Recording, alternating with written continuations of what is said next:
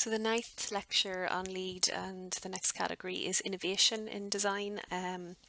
This category has actually been part of every LEAD rating system since the very first version of LEAD, and it is typically this last category in most of the rating systems in terms of where it sits on the checklist. The purpose of it, it's meant for teams that want to use new ideas for credits or to exceed the thresholds of existing credits. And if you can exceed the threshold listed, then you can achieve points essentially for having an exemplary performance. And what this category is trying to do is to encourage innovation in projects and to encourage new ideas. And this translates into up to 5 credits for having kind of ideas that are either relate to some existing rating programs, that's kind of 1.1 and 1.2, or that they're actually innovative or exemplary performance. So it's not really defined exactly what it is here, because it would be up to the person, to the design team, to put forward how they're doing it. And there's up to 5 points for that, for kind of each idea, shall you say. And then there's also an additional point if you have a lead AP on your design team. So the first credit under the innovation in design, where you can get up to 5 points, is about just that, the innovation. And so to provide design teams and projects the opportunity to actually achieve some kind of exceptional performance that are above the requirements set by the LEAD system, and or to innovate performance in the categories not specifically addressed by this by the LEAD building rating system. So there's 3 ways to go about it. You can do innovation in design. You can use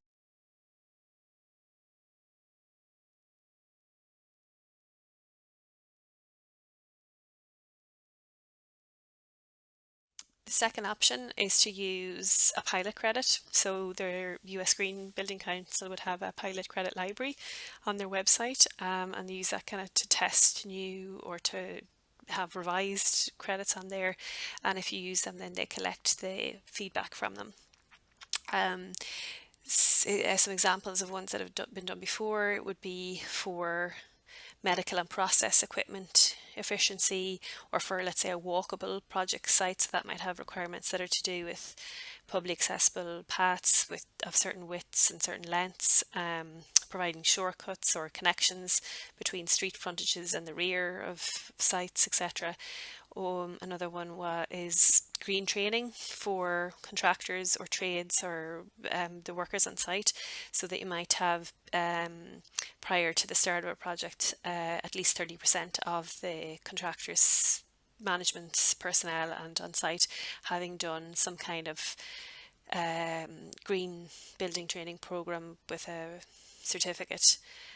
So it's those kinds of things that are on the pilot credit library that you can apply, and again you can get up to 3 points for, I suppose, each one that you apply.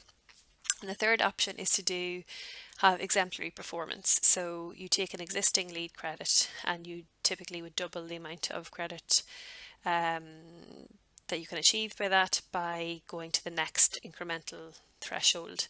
So an example would be, let's say, in the enhanced indoor air quality, for example, one of the paths there is to increase ventilation by 30% above the minimum requirement as set in the prerequisites. So let's say you achieve 60% above the baseline, then you can earn a point for innovation because you've gone exemplary performance. So you need to double the credit requirements to get that 1 point. So you might question then, does this really encourage innovation? So you get a point if you use a pilot. So that's someone else's innovation. You get a point if you go above baseline standards, so you're just improving performance. And then you have to do an awful lot of work to it's almost like you have to create a new category. Essentially, if you do something that is truly innovative, to get the innovation point for it, you have to like show the intent, how it's measured, all your documentary evidence, and it's only worth 1 point then, or you can do it 3 times to get up to 3 points.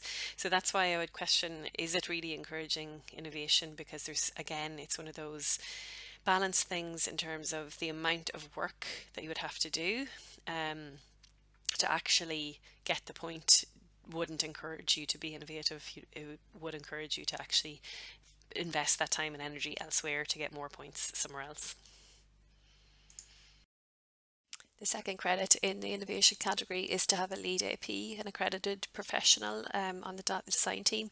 The idea is that you're encouraging this integration that's required by LEAD to streamline both the application and the certification process, and it's supposed to guide and advise the team through the process. So the requirement is just to have at least one principal participant that has the LEAD AP accreditation with a speciality appropriate to the project, so you can specialise in the different rating systems, so BD&C or core and shell, etc., etc. And it should just be noted, though, it's not a requirement to have a LEAD AP on the team. Sometimes that's misunderstood, so there's no requirement to have one, but you do get a point if you have one. So that's the end of lecture 9 on innovation. It's kind of a short and sweet one.